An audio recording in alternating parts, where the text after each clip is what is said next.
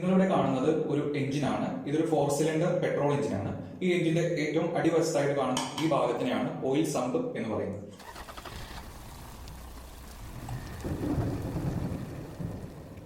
Hello friends, ഇന്ന് lubrication സിസ്റ്റവുമായിട്ട് ബന്ധപ്പെട്ട് വരുന്ന ഈ ഒറിജിനൽ കമ്പോണൻസിന്റെ സഹായത്തെ ആ സിസ്റ്റത്തെ കുറിച്ച് ഡീറ്റെയിൽ ആയിട്ട് എക്സ്പ്ലെയിൻ ചെയ്യുകയാണ്. നിങ്ങൾ ആദ്യമായിട്ടാണ് എന്റെ വീഡിയോസ് കാണുന്നതെങ്കിൽ തീർച്ചയായിട്ടും എന്റെ ഫേസ്ബുക്ക് പേജും യൂട്യൂബ് ചാനലും ഫോളോ ചെയ്യുക. നിങ്ങളിൽ നിന്നുള്ള ലൈക്കും കമന്റ്സും ആണ് ഇത്തരം വീഡിയോസ് ഉണ്ടാക്കുന്നതിന് എനിക്ക് പ്രചോദനമാകുന്നത്. നിങ്ങളിവിടെ കാണുന്നത് ഒരു എഞ്ചിന്റെ ഹെഡ് കവറാണ്. എഞ്ചിൻ ഹെഡ് കവറിലായിട്ടാണ് ഓയിൽ ഫില്ല് ചെയ്യുന്നതിനുള്ള ക്യാപ്പ് നൽകിയിരിക്കുന്നത്. ഈ ക്യാപ്പ് തുറന്നതിന് ശേഷം നമുക്ക് ഇതിലേക്ക് ആവശ്യമുള്ള ക്വാണ്ടിറ്റി ഓയിൽ എഞ്ചിനകത്തേക്ക് ഒഴിക്കുന്നതിന് സാധിക്കും. എഞ്ചിൻ ഹെഡ് കവറിലൂടെ ഒഴിച്ച ഓയിൽ എഞ്ചിന്റെ ചെയിൻ കവറിന്റെ സൈഡിലൂടെയാണ് ഒഴുകി അത് ഓയിൽ സമ്പിലേക്ക് എത്തിച്ചേരുന്നത്. ഇതാണ് ഒരു എഞ്ചിന്റെ ഓയിൽ സമ്പ്. ഇത് എഞ്ചിന്റെ ഏറ്റവും അടിയിൽ വരുന്ന കമ്പോണന്റ് ആണ്. ഇതിന്റെ ഈ ഭാഗത്തേക്കാണ് ഓയിൽ വന്ന് ഫില്ല് ചെയ്യുന്നത്. ഓരോ എഞ്ചിന്റെയും വലുപ്പത്തിനനുസരിച്ച് ഓയിൽ സമ്പുകളുടെ വലുപ്പത്തിലും ചെറിയ വ്യത്യാസങ്ങളെല്ലാം കാണുന്നതിന് സാധിക്കും. ഓയിൽ പാന്റ് അല്ലെങ്കിൽ ഓയിൽ സമ്പിന്റെ അടിവശത്തായി കാണുന്ന ഈ ബോൾട്ട് അഴിച്ചതിന് ശേഷം നമുക്ക് ഈ ഓയിൽ സമ്പിൽ നിന്നുമുള്ള ഓയിലിനെ ഡ്രെയിൻ ചെയ്ത് കളയുന്നതിന് സാധിക്കും. എഞ്ചിനകത്തേക്ക് ഓയിൽ ഫില്ല് ചെയ്തതിനു ശേഷം അതിന്റെ ലെവൽ കറക്റ്റ് ആണോ എന്ന് ചെക്ക് ചെയ്യുന്നതിന് വേണ്ടി എഞ്ചിനിൽ നൽകിയിരിക്കുന്ന ഒരു ഭാഗമാണ് ഡിപ്സ്റ്റിക്ക്. ഈ ഡിപ്സ്റ്റിക്ക് എങ്ങനെയാണ് ഉപയോഗിക്കുന്നതെന്ന് നോക്കാം. എഞ്ചിന്റെ ഓയിൽ ലെവൽ ചെക്ക് ചെയ്യുന്നതിന് മുമ്പായിട്ട് വാഹനം ഒരു ലെവലിന്റെ സർഫസിലാണ് കിടക്കുന്നതെന്ന് ഉറപ്പുവരുന്നത്. അല്ലെങ്കിൽ നമ്മൾ ലെവൽ ചെക്ക് ചെയ്ത് കഴിയുമ്പോൾ തെറ്റായിട്ടുള്ള ഒരു റീഡിംഗ് ആയിരിക്കും ഈ ഡിപ്സ്റ്റിക്കിൽ കാണിക്കുന്നത്. ഡിപ്സ്റ്റിക്ക് ആദ്യം ഈ കുഴലിൽ നിന്നും ഊരിയെടുക്കുക. അതിനുശേഷം ഡിപ്സ്റ്റിക്കിന്റെ എൻഡിൽ ഒരു കോട്ടൺ വേസ്റ്റ് ഉപയോഗിച്ച് പറ്റിപ്പിടിച്ചിരിക്കുന്ന ഓയിലിനെ തുടച്ചു മാറ്റുക. അതിനുശേഷം ഡിപ്സ്റ്റിക്കിനെ വീണ്ടും ഈ കുഴലിലേക്ക് തന്നെ കടത്തിവിടുക. ഡിപ്സ്റ്റിക്ക് കുഴലിലേക്ക് കടത്തിവിട്ട് കഴിയുമ്പോൾ ഡിപ്സ്റ്റിക്കിന്റെ എൻഡ് ഓയിൽ സമ്പിലേക്ക് ഇറങ്ങി ചെല്ലുകയും ഓയിൽ സമ്പിലുള്ള ഓയിൽ ഈ ഡിപ്സ്റ്റിക്കിൽ പറ്റിപ്പിടിക്കുകയും ചെയ്യുന്നു. ഇതിനുശേഷം നമുക്ക് ഈ ഡിപ്സ്റ്റിക്കിനെ വീണ്ടും ഊരിയെടുക്കാവുന്നതാണ്. ഒരു ഡിപ്സ്റ്റിക്കിന്റെ എൻഡിലായി കാണപ്പെടുന്ന ഈ രണ്ട് മാർക്കിങ്ങുകൾക്ക് ഇടയിലാണ് ഓയിലിന്റെ ലെവൽ വരേണ്ടത്. അതാണ് ഒരു എഞ്ചിന്റെ ഓയിലിന്റെ സ്റ്റാൻഡേർഡ് ലെവൽ. അടുത്തതായി നമുക്ക് ഒരു എഞ്ചിന്റെ ലൂബ്രിക്കേഷൻ സിസ്റ്റത്തിൽ വരുന്ന കമ്പോണൻസ് ഏതൊക്കെയാണ്, അവ എങ്ങനെയാണ് പ്രവർത്തിക്കുന്നത് എന്ന് നോക്കാം. ഇതാണ് ഒരു ഓയിൽ സമ്പ്. ഇതിനകത്താണ് നാം ലൂബ്രിക്കേറ്റിംഗ് ഓയിലിനെ സ്റ്റോർ ചെയ്യുന്നത്. ഓയിൽ സമ്പിനകത്തായി ഒരു ഓയിൽ സ്ട്രെയിനറും പിക്കപ്പ് ട്യൂബും കാണുന്നതിന് സാധിക്കും. ഇതാണ് ഓയിൽ സമ്പിനകത്തായി വരുന്ന പിക്കപ്പ് ട്യൂബും ഓയിൽ സ്ട്രെയിനറും. ഓയിലിനെ പിക്ക് ചെയ്ത് പമ്പിലേക്കത്തേക്ക് എത്തിക്കുന്ന ട്യൂബ് ആയതുകൊണ്ടാണ് ഇതിനെ പിക്കപ്പ് ട്യൂബ് എന്ന് പറയുന്നത്. അതിന്റെ എൻഡിലായിട്ടാണ് ഈ കാണുന്ന ഓയിൽ സ്ട്രെയിനർ കാണപ്പെടുന്നത്. ഓയിൽ സ്ട്രെയിനർ എന്ന് പറയുന്നത് വലിയ സുഷിരങ്ങളോട് കൂടിയുള്ള ഒരു അരിപ്പയാണ്. ഇതുവഴി നമുക്ക് ഓയിലിനകത്തുള്ള മെറ്റൽ പാർട്ടിക്കിൾസും കാർബൺ പാർട്ടിക്കിൾസും മറ്റു കരടുകളും അരിച്ചു മാറ്റുന്നതിന് സാധിക്കും. അത്തരത്തിൽ ഫിൽറ്റർ ചെയ്ത ഓയിലിനെയാണ് നാം ഈ പിക്കപ്പ് ട്യൂബ് വഴി ഓയിൽ പമ്പിനകത്തേക്ക് എത്തിക്കുന്നത്.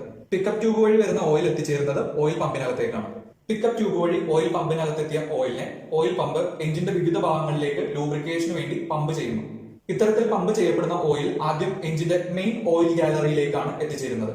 ഓയിൽ പമ്പിനകത്ത് നിന്നും എഞ്ചിന്റെ സിലിണ്ടർ ബ്ലോക്കിനകത്ത് ഡ്രില്ല് ചെയ്തിരിക്കുന്ന പാസേജിലേക്കാണ് ഓയിൽ എത്തിച്ചേരുന്നത്. ഈ ഡ്രില്ല് ചെയ്തിരിക്കുന്ന പാസേജിനെയാണ് മെയിൻ ഓയിൽ ഗാലറി എന്ന് പറയുന്നത്. ഒരു ഓയിൽ പമ്പ് പ്രവർത്തിക്കുന്നത് ക്രാങ്ക് ഷാഫ്റ്റിൽ നിന്നുള്ള റൊട്ടേഷൻ ഉപയോഗിച്ചാണ്. ക്രാങ്ക് ഷാഫ്റ്റിന്റെ ഫ്രണ്ട് എൻഡിലായിട്ടാണ് ഈ ഓയിൽ പമ്പ് ഫിക്സ് ചെയ്യുന്നത്. ക്രാങ്ക് ഷാഫ്റ്റ് ഇതിനകത്തേക്ക് കയറി നിൽക്കുകയും ക്രാങ്ക് ഷാഫ്റ്റ് റൊട്ടേറ്റ് ചെയ്യുമ്പോൾ ഈ പമ്പിനകത്തെ ഗിയറുകളെയും മറ്റും റൊട്ടേറ്റ് ചെയ്യുകയും ചെയ്യുന്നു. നിങ്ങളിവിടെ കാണുന്ന പോലെ ക്രാങ്ക് ഷാഫ്റ്റിന്റെ ഫ്രണ്ട് എൻഡിലായിട്ടാണ് ഓയിൽ പമ്പ് ഫിക്സ് ചെയ്തിരിക്കുന്നത്. അതുകൊണ്ട് ക്രാങ്ക് ഷാഫ്റ്റ് റൊട്ടേറ്റ് ചെയ്യുമ്പോൾ ഓയിൽ പമ്പ് റൊട്ടേറ്റ് ചെയ്യുന്നു. ഇതാണ് ഒരു ഓയിൽ പമ്പ്. ഓയിൽ പമ്പിനകത്തേക്ക് പിക്കപ്പ് ട്യൂബിൽ നിന്നുള്ള ഓയിൽ വരുന്നത് ഈ ഇൻലെറ്റ് പോർട്ട് വഴിയാണ്. അതിനുശേഷം ഇതിനകത്തു നിന്നും ഓയിൽ പമ്പ് ചെയ്ത് പുറത്തേക്ക് പോകുന്നത് ഈ ഹോൾ വഴിയാണ്. ഇതിനെയാണ് ഔട്ട്ലെറ്റ് പോർട്ട് എന്ന് പറയുന്നത്. പമ്പിന്റെ പുറകിലുള്ള ഈ കവറിംഗ് അഴിച്ചു മാറ്റുകയാണെങ്കിൽ പമ്പിനകത്തെ കമ്പോണൻസ് നമുക്ക് കാണുന്നതിന് സാധിക്കും. അതിന് വേണ്ടിയിട്ട് ചുറ്റുമുള്ള സ്ക്രൂസ് ആദ്യം അഴിച്ചു മാറ്റണം. പമ്പിനകത്ത് 2 ഗിയറുകളാണ് കാണുന്നതിന് സാധിക്കുന്നത്. ഇത്തരം പമ്പുകളെ പറയുന്നത് ക്രസന്റ് ടൈപ്പ് ഓയിൽ പമ്പ് എന്നാണ്. ഇവിടെ ഗിയർ റൊട്ടേറ്റ് ചെയ്യുന്നതിനനുസരിച്ച് ഈ ഭാഗത്ത് ഏരിയ കൂടി കൂടി വരികയും ഈ ഭാഗത്ത് മാക്സിമം ഏരിയ ആവുകയും പിന്നീട് ഈ ഭാഗത്തേക്ക് വരുമ്പോൾ ഏരിയ കുറഞ്ഞു വരികയുമാണ് ചെയ്യുന്നത്.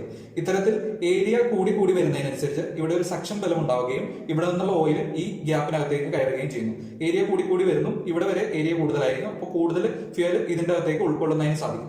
വീണ്ടും റൊട്ടേറ്റ് ചെയ്യുന്നതിനനുസരിച്ച് ഇവിടെ ഉണ്ടായിരുന്ന ആ ഓയിൽ ഇങ്ങോട്ട് പോകുന്നതോറും കംപ്രസ് ചെയ്യപ്പെടുകയും അത്തരത്തിൽ കംപ്രസ് ചെയ്യപ്പെട്ട ഓയിൽ ഈ ഭാഗത്തെത്തുമ്പോൾ മാക്സിമം കംപ്രഷനിലേക്ക് എത്തുകയും ഇതിനകത്ത് മാക്സിമം കംപ്രസ് ചെയ്യപ്പെട്ട ഓയിൽ ഈ ഭാഗത്ത് കാണുന്ന ഔട്ട്ലെറ്റ് വഴിയാണ് എഞ്ചിന്റെ മെയിൻ ഓയിൽ ഗാലറിയിലേക്ക് എത്തിച്ചേരുന്നത്. ഇതിനകത്തുള്ള കമ്പോണൻസിനെ നമുക്ക് റിമൂവ് ചെയ്യുന്നതിന് സാധിക്കും.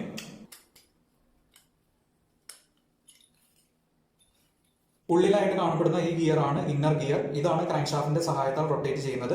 ഇത് ഔട്ടർ ഗിയറിനെ, അതായത് ഈ വലിയ ഗിയറിനെയും അതോടൊപ്പം തന്നെ റൊട്ടേറ്റ് ചെയ്യുന്നു. ഇത്തരത്തിലാണ് ഒരു പമ്പ് വർക്ക് ചെയ്യുന്നത്. ഇതിനെയാണ് പമ്പ് ബോഡി എന്ന് പറയുന്നത്. പിക്കപ്പ് ട്യൂബിൽ നിന്നുള്ള ഓയിൽ ഈ ഭാഗത്തേക്കാണ് വന്നെന്നറിയുന്നത്. അതിനുശേഷം അത് ഈ ഹോൾ വഴി, ഈ ഭാഗത്ത് കാണുന്ന ഈ ഹോൾ വഴി അത് ഔട്ട്ലെറ്റ് വഴി മെയിൻ ഓയിൽ ഗാലറിയിലേക്ക് എത്തിച്ചേരുന്നു. ഓയിൽ പമ്പിൽ നിന്നും ഓയിൽ മെയിൻ ഓയിൽ ഗാലറിയിലേക്ക് പോകുന്ന ഭാഗത്തായിട്ട് ഒരു ഓയിൽ പ്രഷർ റിലീഫ് വാൽവ് നൽകിയിരിക്കുന്നു. നിങ്ങൾക്കിവിടെ കാണാം, ഈ ഭാഗത്തായിട്ടാണ് ഓയിൽ പ്രഷർ റിലീഫ് വാൽവ് കാണപ്പെടുന്നത്. നമുക്കിതൊന്ന് അഴിച്ചു നോക്കാം.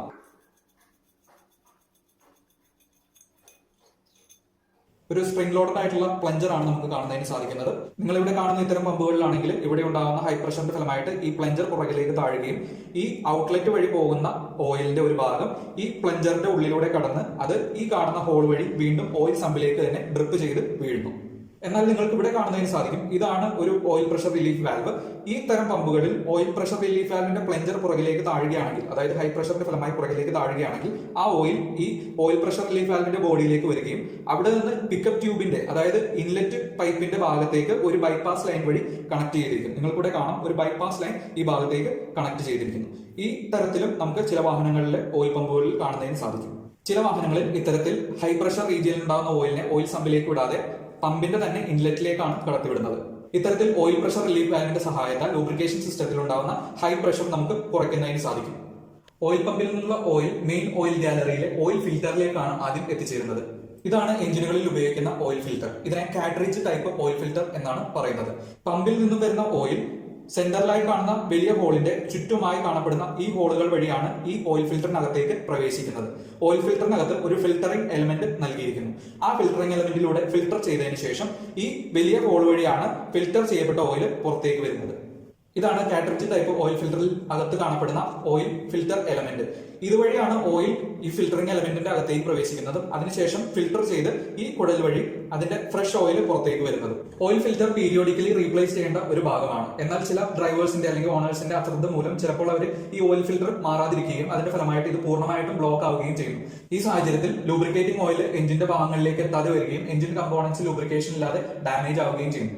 ഇത് ഒഴിവാക്കുന്നതിന് വേണ്ടിയിട്ടാണ് ഈ ഓയിൽ ഫിൽറ്ററിൽ ഒരു ബൈപ്പാസ് വാൽവ് നൽകിയിരിക്കുന്നത്. പമ്പിൽ നിന്ന് ഫിൽറ്റർ ചെയ്യപ്പെടാത്ത ഓയിൽ ഈ ഭാഗത്തേക്ക് വരികയും ഇത് പൂർണ്ണമായും അടഞ്ഞിരിക്കുന്നതിനാൽ ഇതുവഴി ഓയിലിന് ഫിൽറ്റർ ചെയ്യപ്പെടുന്നതിന് സാധിക്കില്ല. ആ സാഹചര്യത്തിൽ ആ ഫിൽറ്റർ ചെയ്യപ്പെടാത്ത ഓയിൽ ഈ മുകൾ വശത്തേക്ക് വരികയും ഇവിടെ കാണുന്ന ഈ ബൈപ്പാസ് വാൽവിനെ പ്രസ് ചെയ്യുകയും ചെയ്യുന്നു. നിങ്ങൾക്ക് ഇവിടെ കാണുന്നതിന് സാധിക്കും, ഞാനിവിടെ പ്രസ് ചെയ്യുമ്പോൾ ഈ വാൽവ് ഓപ്പൺ ആകുന്നുണ്ട്. ഇതുവഴി ഓയിലിന് ആ ഫിൽറ്റർ എലമെന്റിന്റെ അകത്തേക്ക് പ്രവേശിക്കുന്നതിന് സാധിക്കും. ഇത്തരത്തിൽ ഓയിൽ ഫിൽറ്ററിന്റെ അകത്ത് പ്രവേശിക്കപ്പെട്ട ഫിൽറ്റർ ചെയ്യപ്പെടാത്ത ഓയിൽ ഈ ഔട്ട്ലെറ്റ് വഴി തന്നെ ഫിൽറ്റർ ചെയ്യാതെ മെയിൻ ഓയിൽ ഗാലറിയിലേക്ക് പോവുകയാണ് ചെയ്യുന്നത്. ബൈപ്പാസ് വാൽവിന്റെ സഹായത്താൽ ഫിൽറ്റർ ചെയ്യപ്പെടാത്ത ഓയിലിനെ മെയിൻ ഓയിൽ ഗാലറിയിലേക്ക് സപ്ലൈ ചെയ്യുന്നതിന് സാധിക്കുന്നു. ഇത്തരം ഒരു ബൈപ്പാസ് വാൽവ് ഉപയോഗിക്കുന്നത് വഴി ചീത്ത ഓയിൽ ആണെങ്കിലും അത് എഞ്ചിന്റെ എല്ലാ കമ്പോണൻസിലും എത്തുന്നുണ്ടെന്ന് നമുക്ക് ഉറപ്പുവരുത്തുന്നതിന് സാധിക്കും. ഒരിക്കലും ഓയിൽ എത്താതിരിക്കുന്നതിനേക്കാൾ എന്തുകൊണ്ടും നല്ലതാണ് ചീത്ത ഓയിൽ ആണെങ്കിൽ ആ ഓയിൽ ലൂബ്രിക്കേഷന് വേണ്ടി എഞ്ചിന്റെ കമ്പോണൻസിൽ എത്തുന്നത്. ഓയിൽ ഫിൽറ്ററിന് ശേഷം മെയിൻ ഓയിൽ ഗാലറിയിലായിട്ട് കാണപ്പെടുന്ന അടുത്ത കമ്പോണന്റ് ആണ് ഓയിൽ പ്രഷർ സെൻസർ. ഇതാണ് ഒരു ഓയിൽ പ്രഷർ സെൻസർ. ഇത് എഞ്ചിന്റെ സിലിണ്ടർ ബ്ലോക്കിലായിട്ടാണ് ഫിക്സ് ചെയ്യുന്നത്. ഇതിനകത്തേക്ക് ഓയിൽ വരുന്നതിനനുസരിച്ച് അതിന്റെ പ്രഷർ ഡിറ്റക്ട് ചെയ്യുന്നതിന് ഈ സെൻസറിന് സാധിക്കുന്നു. അതിനനുസരിച്ച് നിർദ്ദേശം ECUവിനകത്തേക്ക് എത്തിക്കുകയും ചെയ്യും. എഞ്ചിനകത്ത് ഓയിലിന്റെ ലെവൽ കുറഞ്ഞതിനാലോ അല്ലെങ്കിൽ ഓയിൽ പമ്പിന്റെ ഡാമേജ് കാരണമോ ചിലപ്പോൾ ലൂബ്രിക്കേഷൻ സിസ്റ്റത്തിലെ ഓയിലിന്റെ പ്രഷർ കുറയാൻ സാഹചര്യം ഉണ്ടാകും. ഈ സാഹചര്യം മനസ്സിലാക്കുന്നതിന് വേണ്ടിയിട്ടാണ് ഓയിൽ പ്രഷർ സെൻസർ നൽകിയിരിക്കുന്നത്. ഓയിൽ പ്രഷർ സെൻസർ ഇത് ECUവിനെ അറിയിക്കുകയും ECU ആ നിർദ്ദേശം ഡാഷ്ബോർഡിലെ ഒരു വാർണിംഗ് ലാമ്പായി നമുക്ക് കാണിച്ചു തരികയും ചെയ്യുന്നു. അതുവഴി എഞ്ചിനകത്തെ ലൂബ്രിക്കേഷൻ പ്രോപ്പറായി നടക്കുന്നില്ല എന്ന് മനസ്സിലാക്കുന്നതിന് സാധിക്കും. ഈ കംപ്ലൈന്റ് വെച്ചുകൊണ്ട് വാഹനം ഓടിക്കുകയാണെങ്കിൽ എഞ്ചിന്റെ കമ്പോണൻസ് പെട്ടെന്ന് തന്നെ തകരാറിലാവുകയും അത് വലിയൊരു സർവീസ് കോസ്റ്റ് ഉണ്ടാകുന്നതിനും കാരണമാകും. നിങ്ങളിവിടെ കാണുന്നത് ഒരു എഞ്ചിനാണ്. ഇതൊരു 4 സിലിണ്ടർ പെട്രോൾ എഞ്ചിനാണ്. ഈ എഞ്ചിന്റെ ഏറ്റവും അടിവശത്തായിട്ട് കാണുന്ന ഈ ഭാഗത്തിനെയാണ് ഓയിൽ സമ്പ് എന്ന് പറയുന്നത്. അതിന് തൊട്ട് മുകളിലായി കാണുന്ന ഈ ബ്ലോക്കാണ് സിലിണ്ടർ ബ്ലോക്ക് അല്ലെങ്കിൽ എഞ്ചിൻ ബ്ലോക്ക്. എഞ്ചിൻ ബ്ലോക്കിന്റെ തൊട്ട് മുകളിലായി വരുന്ന ഈ ഭാഗത്തിനെയാണ് എഞ്ചിൻ ഹെഡ് എന്ന് പറയുന്നത്. എഞ്ചിൻ ഹെഡിന് തൊട്ട് മുകളിലായി വരുന്ന ഈ ഭാഗമാണ് എഞ്ചിൻ ഹെഡ് കവർ. ഇവിടെ കാണുന്ന ഓയിൽ സമ്പിനകത്താണ് നാം ലൂബ്രിക്കേറ്റിംഗ് ഓയിൽ സ്റ്റോർ ചെയ്യുന്നത്. അതെങ്ങനെയാണ് എഞ്ചിന്റെ വിവിധ ഭാഗങ്ങളിലേക്ക് ലൂബ്രിക്കേഷൻ വേണ്ടി പോകുന്നത് എന്ന് നമുക്ക് നോക്കാം. ഒരു എഞ്ചിന്റെ മുൻവശത്തായി സിലിണ്ടർ ബ്ലോക്കിനോട് ചേർന്നാണ് ഓയിൽ പമ്പ് ഫിക്സ് ചെയ്തിരിക്കുന്നത്. ഓയിൽ പമ്പ് ഓയിൽ സമ്പിൽ നിന്നുള്ള ഓയിലിനെ വലിച്ചെടുത്ത് മെയിൻ ഓയിൽ ഗാലറി എന്ന ഈ ഹോളിലേക്കാണ് കടത്തിവിടുന്നത്. ഇത് സിലിണ്ടർ ബ്ലോക്കിൽ ഡ്രിൽ ചെയ്ത ഒരു നീളത്തിലുള്ള പാസേജ് ആണ്. സിലിണ്ടർ ബ്ലോക്കിന്റെ വശത്തായി ഈ മുഴച്ചു നിൽക്കുന്ന ഈ പൈപ്പ് പോലുള്ള ഭാഗത്തിനെയാണ് മെയിൻ ഓയിൽ ഗാലറി എന്ന് പറയുന്നത്. സിലിണ്ടർ ബ്ലോക്കിനകത്തായിട്ട് അതിനുവേണ്ടി ഒരു ഹോള് ഡ്രിൽ ചെയ്ത് നൽകിയിരിക്കുന്നു. ഇതാണ് ഒരു ഓയിൽ ഫിൽറ്റർ. മെയിൻ ഓയിൽ ഗാലറിയിൽ നിന്ന് വരുന്ന ഓയിൽ ഫിൽറ്ററിലേക്ക് എത്തുകയും അവിടെ വെച്ച് ഫിൽറ്റർ ചെയ്തതിനു ശേഷം തിരിച്ച് മെയിൻ ഓയിൽ ഗാലറിയിലേക്ക് ശുദ്ധീകരിച്ച ഓയിലിനെ എത്തിക്കും. മെയിൻ ഓയിൽ ഗാലറിയിൽ ഫിൽറ്ററിന് ശേഷം വരുന്ന ഭാഗമാണ് oil pressure sensor. Oil pressure sensor ഈ മെയിൻ ഓയിൽ ഗാലറിയിലുള്ള ഓയിലിന്റെ പ്രഷർ സെൻസ് ചെയ്യുകയും ഓയിൽ പ്രഷർ കുറവാണെങ്കിൽ ആ നിർദ്ദേശം ECUവിനെ അറിയിക്കുകയും ചെയ്യുന്നു. മെയിൻ ഓയിൽ ഗാലറിയിലുള്ള ഫിൽറ്റർ ചെയ്ത ഓയിലിനെ ഡ്രില്ല് ചെയ്ത ഹോൾസിന്റെ സഹായത്താലാണ് എഞ്ചിന്റെ വിവിധ ഭാഗങ്ങളിലേക്ക് ലൂബ്രിക്കേഷന് വേണ്ടി സപ്ലൈ ചെയ്യുന്നത്.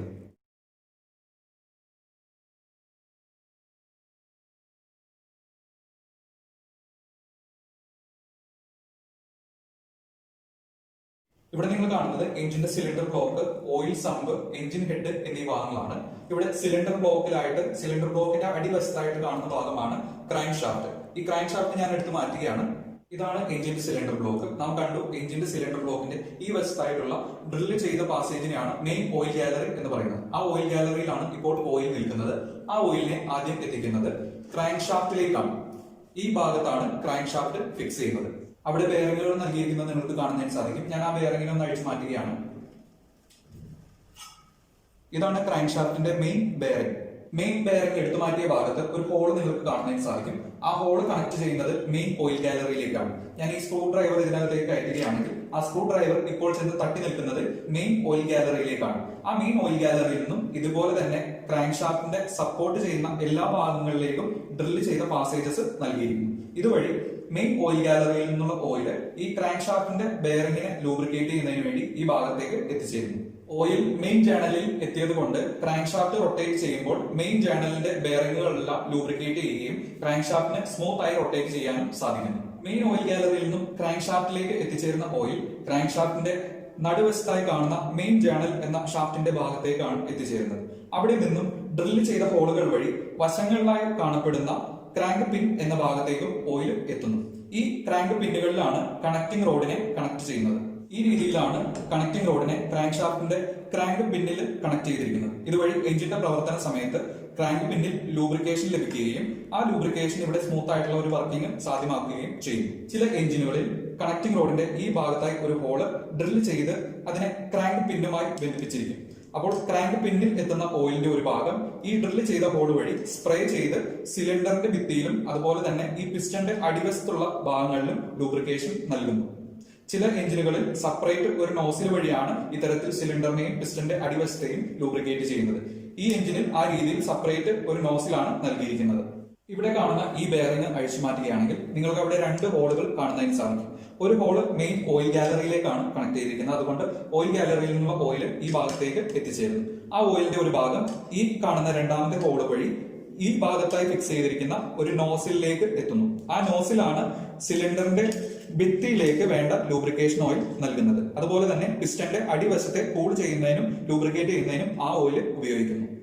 എഞ്ചിന്റെ പ്രവർത്തന സമയത്ത് സിലിണ്ടറിനുള്ളിലായിട്ട് കാണുന്ന പിസ്റ്റൺ മുകളിലേക്കും താഴേക്കും മൂവ് ചെയ്തുകൊണ്ടിരിക്കുകയായിരിക്കും. ഈ സാഹചര്യത്തിൽ പിസ്റ്റന്റെയും സിലിണ്ടറിന്റെയും ഭിത്തിക്കിടയിലൂടെ ഓയിൽ ലീക്ക് ചെയ്ത് എഞ്ചിന്റെ സിലിണ്ടറിനകത്ത് എത്തി അത് ഫ്യൂവലിനോടൊപ്പം ബേൺ ചെയ്യുകയാണെങ്കിൽ അത് പൊല്യൂഷൻ ഉണ്ടാക്കുന്നതിനും അതേപോലെ തന്നെ എഞ്ചിന്റെ ഓയിൽ കത്തിപ്പോകുന്നതിനും കാരണമാകും. ഇത് ഒഴിവാക്കുന്നതിന് വേണ്ടി പിസ്റ്റണിൽ രണ്ട് തരം റിങ്ങുകൾ ഉപയോഗിക്കുന്നു. ഇതാണ് ഒരു എഞ്ചിന്റെ പിസ്റ്റൺ. പിസ്റ്റന്റെ മുകളിലായി നൽകിയിരിക്കുന്ന ഈ ഗ്രൂസിലാണ് റിങ്ങുകൾ കാണുന്നതിന് സാധിക്കുന്നത്. ഇതിൽ മുകളിലത്തെ രണ്ട് ഗ്രൂവിൽ വരുന്നത് കംപ്രഷൻ റിങ്ങും താഴത്തെ ഗ്രൂവിൽ വരുന്നത് ഓയിൽ റിങ്ങുമായിരിക്കും. നിങ്ങളിപ്പോൾ കാണുന്നത് രണ്ട് കംപ്രഷൻ റിങ്ങുകളാണ്. ഈ പിസ്റ്റന്റെ ഡയമീറ്ററിനേക്കാളും കുറച്ചുകൂടി വലിപ്പമുള്ളതായിട്ടാണ് ഈ കംപ്രഷൻ റിങ്ങുകൾ ഡിസൈൻ ചെയ്തിരിക്കുന്നത്.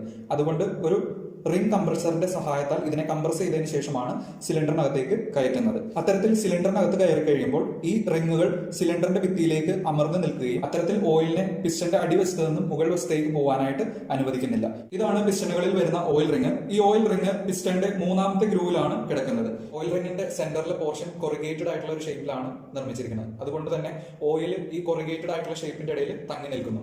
എഞ്ചിന്റെ വർക്കിംഗ് ടൈമിൽ പിസ്റ്റന്റെയും സിലിണ്ടറിന്റെയും ഇടയിൽ ഒരു തിൻ ഓയിൽ ഫിലിം ക്രിയേറ്റ് ചെയ്യാനായിട്ട് ഈ കൊറിഗേറ്റഡ് ഷേപ്പ് സഹായിക്കും. ഈ മൂന്നാമത്തെ ഗ്രൂവിലായിട്ട് ഹൊറിസോണ്ടലി ഡ്രില്ല് ചെയ്ത ഹോളുകളും നൽകിയിരിക്കുന്നു. ഇതുവഴി സിലിണ്ടറിന്റെ ഭിത്തിയിൽ നിന്നും ഈ ഗ്രൂസിലേക്ക് വന്നു കയറുന്ന ഓയിലിനെ ഡ്രെയിൻ ചെയ്ത് ഓയിൽ സമ്പിലേക്ക് ഒഴുക്കി വിടുന്നതിന് സാധിക്കുന്നു. അടുത്തതായി നമുക്ക് സിലിണ്ടർ ബ്ലോക്കിലെ മെയിൻ ഓയിൽ ഗാലറിയിൽ നിന്നുള്ള ഓയിൽ എങ്ങനെയാണ് എഞ്ചിൻ ഹെഡിലേക്ക് എത്തുന്നത് എന്ന് നോക്കാം. മെയിൻ ഓയിൽ ഗാലറിയിലേക്ക് വെർട്ടിക്കലി ഡ്രില്ല് ചെയ്ത ഒരു ഹോളാണ് ഈ ഭാഗത്തായിട്ട് നൽകിയിരിക്കുന്നത്. ഇവിടെ നിങ്ങൾക്ക് കാണുന്നതിന് സാധിക്കും ഈ ഹോള് ഡ്രില്ല് ചെയ്തിരിക്കുന്നത് മെയിൻ ഓയിൽ ഗാലറിയിലേക്കാണ്. അത്തരത്തിൽ മെയിൻ ഓയിൽ ഗാലറിയിൽ നിന്നുള്ള ഓയിൽ ഈ ഭാഗത്തേക്ക് എത്തുന്നു. ഇത്തരത്തിൽ മെയിൻ ഓയിൽ ഗാലറിയിൽ നിന്ന് വരുന്ന ഓയിൽ ഈ ഹോള് വഴി എഞ്ചിൻ ഹെഡിന്റെ ഡ്രില്ല് ചെയ്ത പാസേജിലേക്ക് കയറുകയും അതുവഴി എഞ്ചിൻ ഹെഡിലുള്ള വാൽവ് അറേഞ്ച്മെന്റ്സിനെ ലൂബ്രിക്കേറ്റ് ചെയ്യുന്നതിന് സഹായിക്കുന്നു.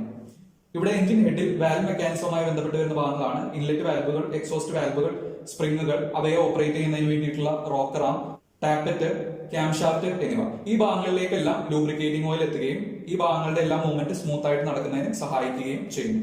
ഇവിടെ വാൽവ് മെക്കാനിസത്തിൽ ഉപയോഗിച്ചിരിക്കുന്ന ടാപ്പറ്റ് ഒരുതരം ഹൈഡ്രോളിക് ടാപ്പറ്റ് ആണ്. അതിനാൽ ഇതിനകത്തേക്കും ലൂബ്രിക്കേറ്റിംഗ് ഓയിൽ വരികയും ഇതിന്റെ ടെൻഷൻ വ്യത്യാസപ്പെടുത്തുന്നതിനും സഹായിക്കുന്നു. ഹൈഡ്രോളിക് ടാപ്പറ്റ് ഉപയോഗിക്കുന്നത് വഴി ഓട്ടോമാറ്റിക് ആയിട്ട് വാൽവ് ക്ലിയറൻസ് അഡ്ജസ്റ്റ് ആവുന്നു. അതുവഴി മാനുവൽ ആയിട്ട് വാൽവ് ക്ലിയറൻസ്, അതായത് ടാപ്പറ്റ് ക്ലിയറൻസ് അഡ്ജസ്റ്റ് ചെയ്യേണ്ടതായിട്ടുള്ള പ്രശ്നം ഇവിടെ ഉണ്ടാകുന്നില്ല. അടുത്തതായി ലൂബ്രിക്കേറ്റിംഗ് ഓയിൽ പ്രധാനമായിട്ട് ലൂബ്രിക്കേറ്റ് ചെയ്യുന്ന ഒരു ഭാഗമാണ് ടൈമിംഗ് ചെയിൻ. ഇതാണ് ഒരു ടൈമിംഗ് ചെയിൻ. അതുമായിട്ട് ബന്ധപ്പെട്ട് വരുന്ന ഗിയർ ആണ് ഈ കാണിച്ചിരിക്കുന്നത്. ഇതിനെ ടൈമിംഗ് ഗിയർ എന്നാണ് പറയുന്നത്. ഈ ഗിയർ ക്യാം ഷാഫ്റ്റിലാണ് ഫിക്സ് ചെയ്യുന്നത്. താഴത്ത് വരുന്ന ഗിയർ ക്രാങ്ക് ഷാഫ്റ്റിലാണ് ഫിക്സ് ചെയ്യുന്നത്. ക്രാങ്ക് ഷാഫ്റ്റ് റൊട്ടേറ്റ് ചെയ്യുന്നതിനനുസരിച്ച് ഈ ചെയിൻ റൊട്ടേറ്റ് ചെയ്യുകയും അതിനനുസരിച്ച് ഈ ടൈമിംഗ് ഗിയർ ക്യാം ഷാഫ്റ്റിനെ റൊട്ടേറ്റ് ചെയ്ത് വാൽവിന്റെ കമ്പോണൻസിന് ഡ്രൈവ് നൽകുകയുമാണ് ചെയ്യുന്നത്. അപ്പോൾ ഇവിടെ മൂവ്മെന്റ് ഉണ്ടാകുന്നത് കൊണ്ടാണ് ലൂബ്രിക്കേറ്റിംഗ് ഓയിൽ ഈ ഭാഗത്തും ലൂബ്രിക്കേഷന് സഹായിക്കുന്നത്. ഇനി ഈ ചെയിനിന്റെ ടെൻഷൻ നിലനിർത്തുന്നതിന് വേണ്ടിയിട്ട് ഉപയോഗിക്കുന്ന ഒരു കമ്പോണന്റ് ആണ് ചെയിൻ ടെൻഷനർ. ഈ എഞ്ചിനിൽ ഉപയോഗിക്കുന്ന ചെയിൻ ടെൻഷനർ ഒരുതരം ഹൈഡ്രോളിക് ചെയിൻ ടെൻഷനർ ആണ്. അതുകൊണ്ട് തന്നെ ലൂബ്രിക്കേറ്റിംഗ് ഓയിൽ ഹൈഡ്രോളിക് ചെയിൻ ടെൻഷനറിന്റെ ഓപ്പറേഷന് വേണ്ടിയും ഉപയോഗിക്കും. ഇതാണ് ഒരു ഹൈഡ്രോളിക് ചെയിൻ ടെൻഷനർ. ഈ ഹൈഡ്രോളിക് ചെയിൻ ടെൻഷനറിനകത്തേക്ക് ഓയിൽ കയറുന്നതിനനുസരിച്ച് ഇവിടെ ടെൻഷൻ വ്യത്യാസപ്പെടുന്നു. ചെയിനിന്റെ കാലപ്പഴക്കത്തിനനുസരിച്ച് ചെയിൻ ലൂസ് ആകുമ്പോൾ അതിനെ കറക്റ്റ് ആയിട്ട് ടെൻഷൻ ചെയ്ത് നിർത്തുന്നതിന് വേണ്ടിയിട്ടാണ് ഇത്തരം ടെൻഷനറുകൾ ഉപയോഗിക്കുന്നത്. ഇത്തരത്തിൽ എഞ്ചിന്റെ ഭാഗങ്ങൾ പ്രോപ്പറായിട്ട് ലൂബ്രിക്കേറ്റ് ചെയ്യുന്നത് വഴി എഞ്ചിന്റെ അകത്തുണ്ടാകുന്ന കമ്പോണൻസിന്റെ തേയ്മാനം ഒഴിവാക്കുന്നതിനും ഹീറ്റ് ഉണ്ടാകുന്നത് ഒഴിവാക്കുന്നതിനും എഞ്ചിന്റെ പവർ ലോസ് ഒഴിവാക്കുന്നതിനും